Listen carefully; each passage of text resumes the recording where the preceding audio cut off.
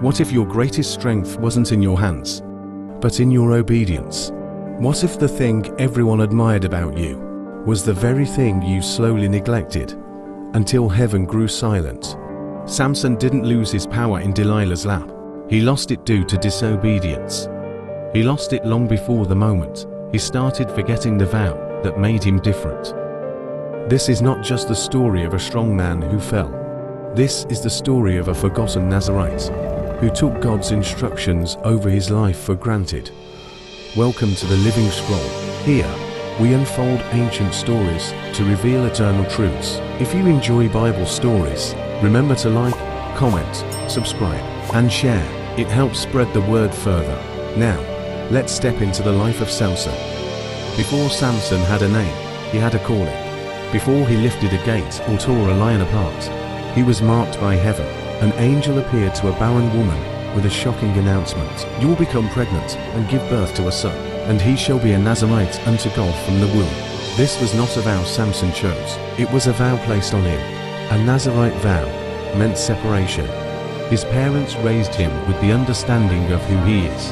A Nazarite dedicated to God, meaning no strong drink, no razor on the head, not because hair was magical, but because obedience was sacred. Samson was not raised to blend in. He was born to stand apart.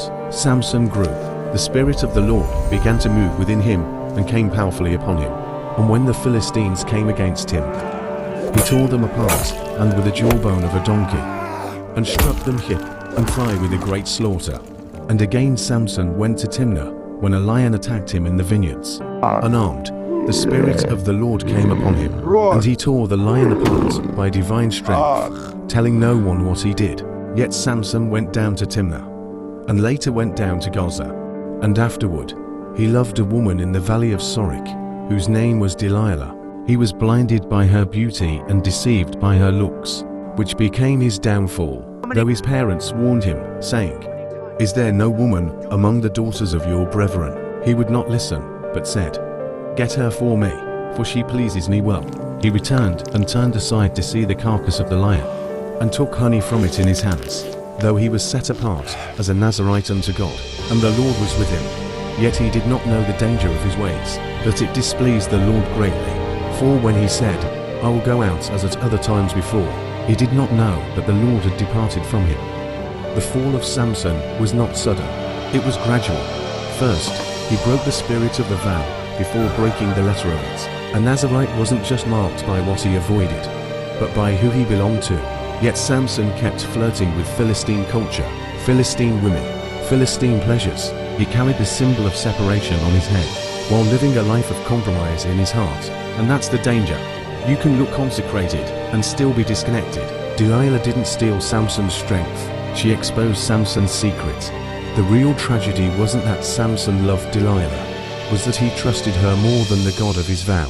Each time she asked, he played with the truth, until the day he grew tired of resisting, and revealed what should have remained sacred, not because hair was power, but because obedience was the covenant.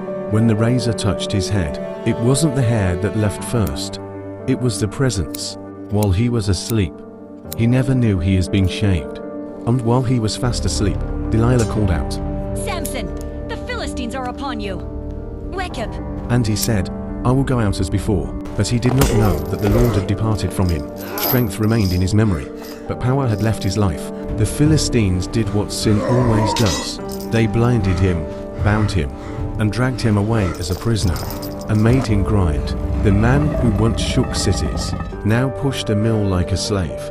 Yet even there, God was not finished, because grace doesn't forget what discipline failed to protect. Scripture says, "And the hair of his head began to grow again." Not just hair, but also hope. On a weekend after some months, Samson was brought to the crowded temple of Dagon in Gaza to entertain thousands of Philistine leaders and citizens. Samson remembered who he was. After being mocked and laughed at, he remembered how strong he was. In his final prayer, he prayed for one final surge of strength from God. And God, the keeper of covenants, answered. He pushes down the two main pillars of the temple of Dagon, killing himself and thousands of Philistines, thus killing more in his death than in his lifetime.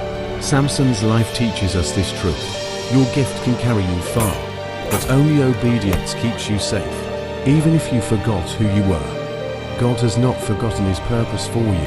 But even if you've failed, even if you've compromised, but God never turned His back away completely. The Nazarite may have compromised, but was never abandoned by God. If this message spoke to you, like the video, share it with someone, comment what stood out, and don't forget to subscribe to the Living Scroll for more stories that awaken the soul.